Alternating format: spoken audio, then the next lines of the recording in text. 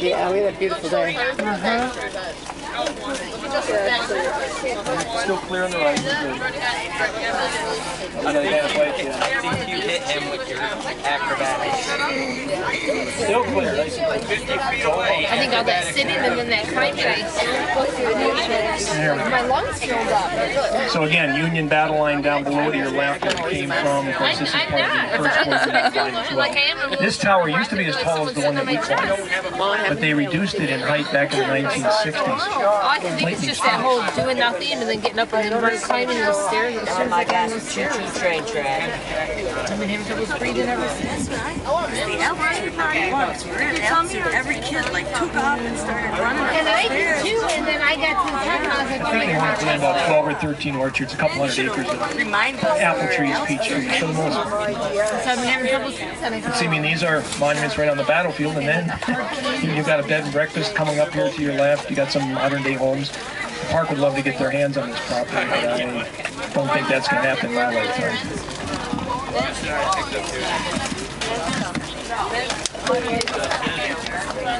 Yeah, I'd love to live in one of these homes. I truly would.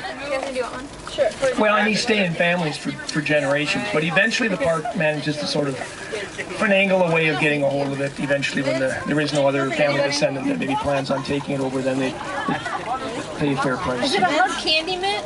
I think it's And there's a beautiful home up here as we're turning to be off to your left. That was built back in the 1930s by a doctor and his wife, and then she has since passed away, and now a realtor actually has it, and he added on to it. That's a lovely setting here. Maybe later. Fence lines that you see are typical of what would have been here in the 1860s. In other words, this wood isn't from the battle. I mean, most of this, you're lucky if you get maybe 30 or 40 years before it has to be replaced. This is called Virginia rail or worm fencing. It's to your left here. Kind of zigzag back and forth. Is there still a gambling company? Why did the rafters just like naked?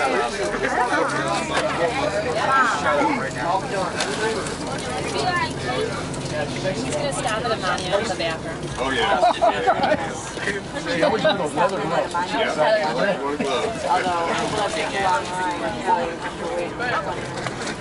Oh, well, she's on the first one. Yeah. I think I might have been with her too. You probably seen Becky come down here about. She wanted to come back and do a horse.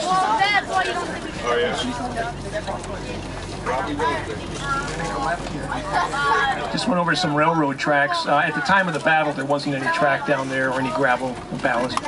They did find a human skeleton down there about 15 years ago. We had very heavy rains. We had a lot of flooding and severe erosion. And on the left side, we're going over the tracks. As we're turning left here, it'll be off to your left.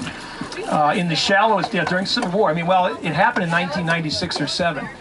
And what happened was this couple from out west was walking along the tracks. If you look to your left, you can see some scrubby little growth, and then you can see kind of a bald spot there where there isn't anything growing. That's where they found these human bones. So they contacted the park. Well, the park brought up this archaeological team from Smithsonian. They did a specialized dig there, and they removed 90% of a human, so it wasn't just a few bones. But they had to treat it as a potential crime scene because, initially you don't know how long that guy's been in the ground. But they did the analysis, and it was a soldier that was killed during the battle. So he had laid there in that makeshift grave for over 130 years. This was General Lee's headquarters, the little stone building to your left. I mean, we know he spent some time in that building.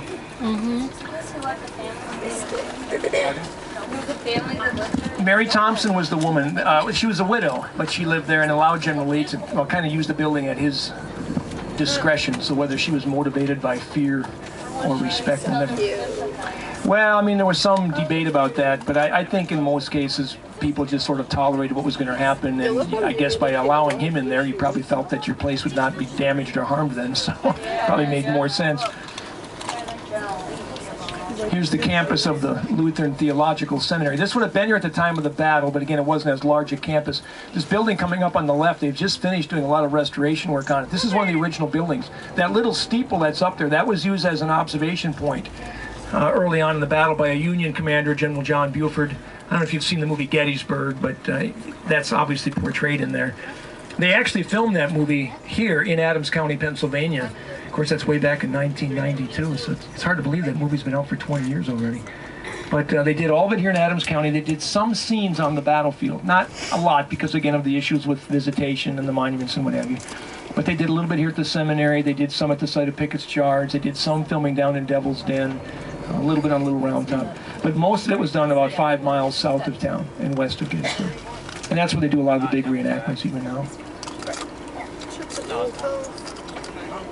They always have a large one in conjunction with the anniversary dates. It's usually that last weekend in June, first weekend in July. I went out for the 145th. You know, I don't go out very often, but I did go out for that. My brother-in-law had come to town with his girlfriend and what have you, so we went out there. And they had like 13 or 14,000 reenactors. I mean, they get big turnouts for the big ones, like 135, 140, 45. Our big one obviously is next year. So, I mean, they're anticipating very large numbers of reenactors. They brought in 100 cannon.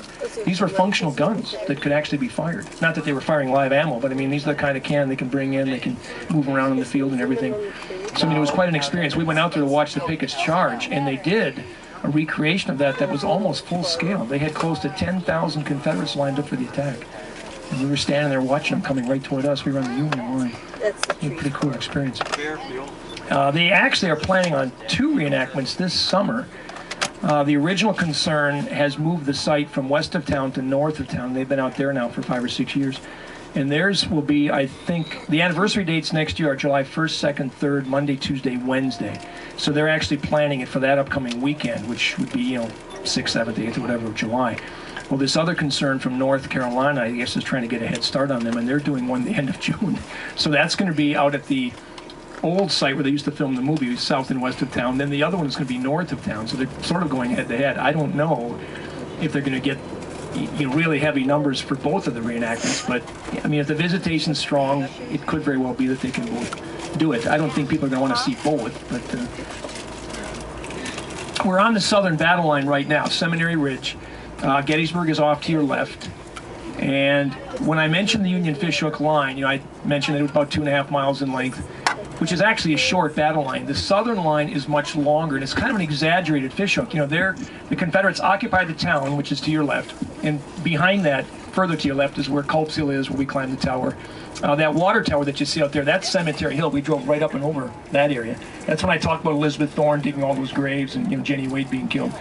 So the Confederate line is a larger, more exaggerated fishhook line that stretches almost 7 miles in length. The problem being that Lee's line is more than twice the length of the Union line, and he's got 20,000 less men to work with. So again, you know, less men, longer battle line, that's not a good combination. Plus, he's got to be the aggressor now. If he wants to be successful, he's got to come out from these positions and go after those Union positions that occupy some of that good ground that we visited early on. So it won't be easy for him.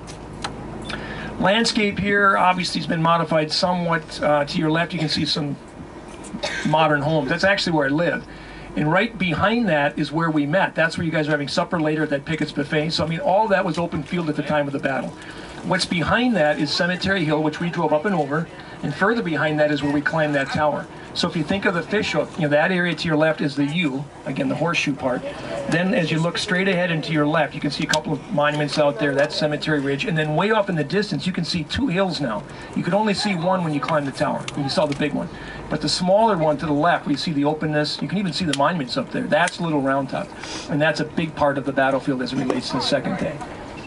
This is the southern line, 11th Mississippi Monument to the right, North Carolina State Memorial to your left, Tennessee. You're going to see a lot of southern monuments along here. This is where Pickett's Charge originates from on the 3rd day, when the Confederates leave this position and they march across this ground to your left. They go across a mile of open ground, trying to hit the center of the Union line, which is directly to your left.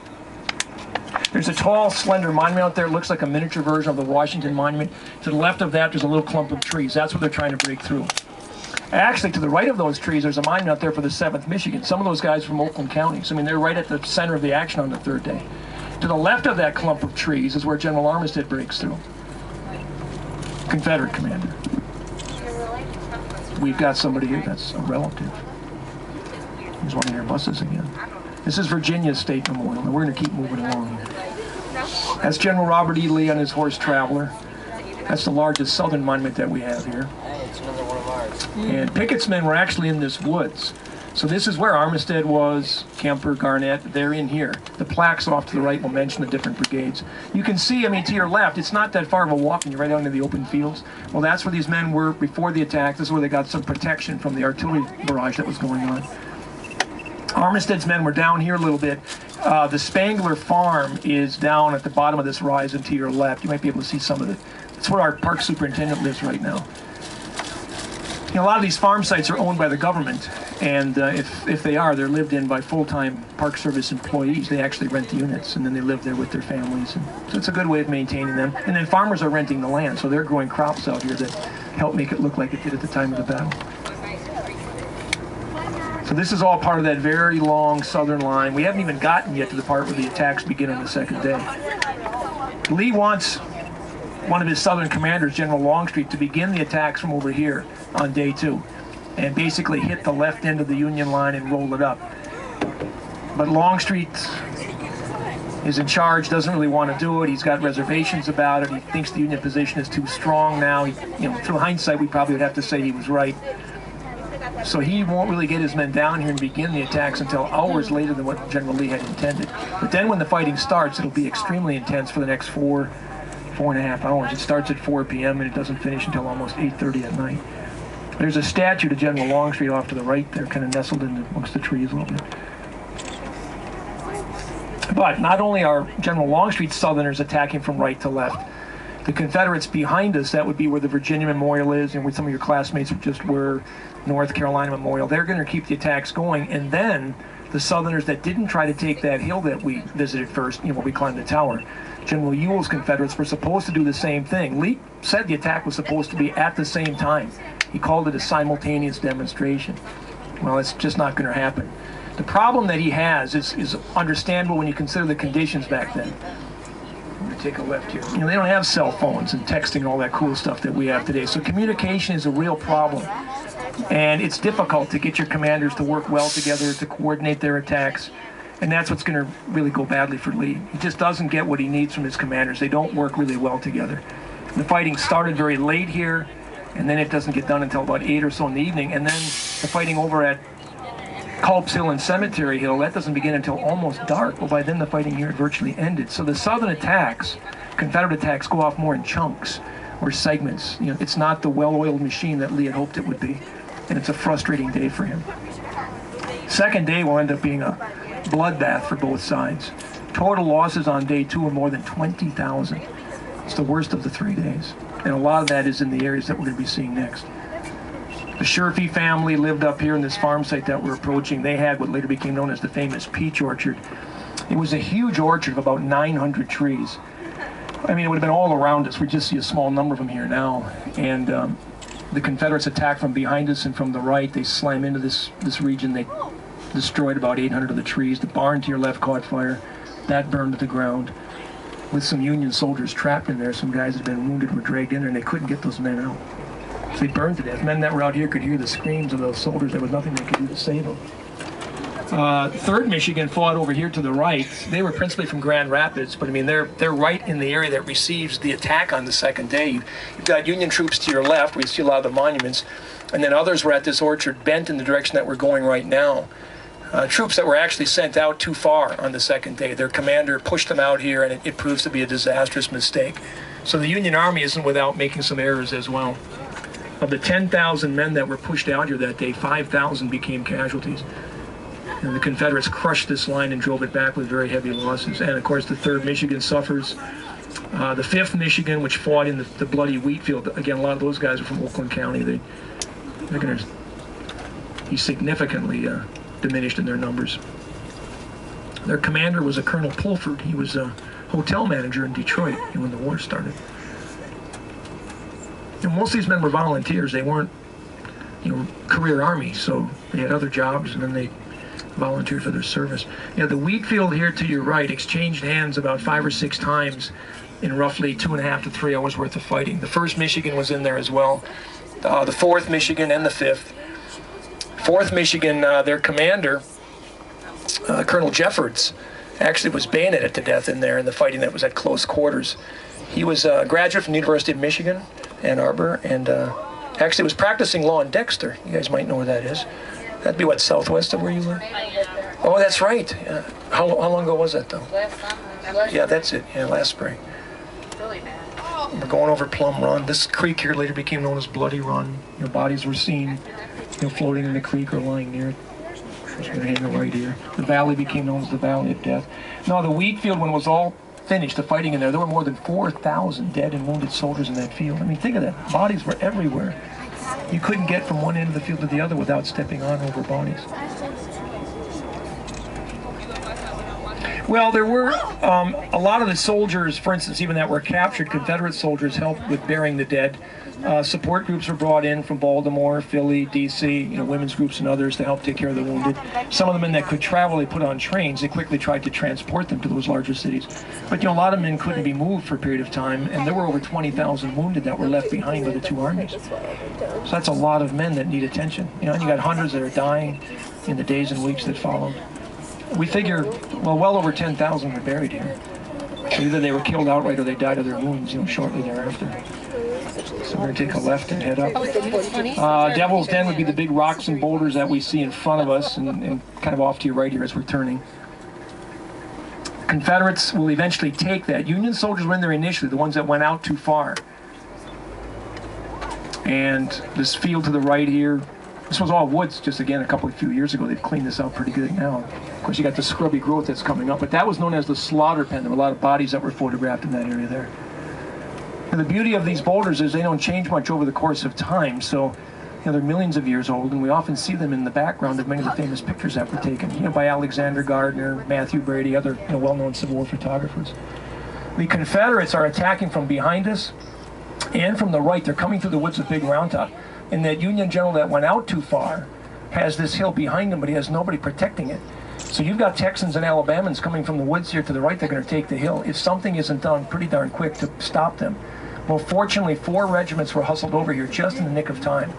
The 16th Michigan is among them. Again, principally Detroit, Wayne County. But then you've got a regiment from New York, another one from Pennsylvania, and then the 20th Maine. Joshua Chamberlain's men will fight in this area that's right across the road.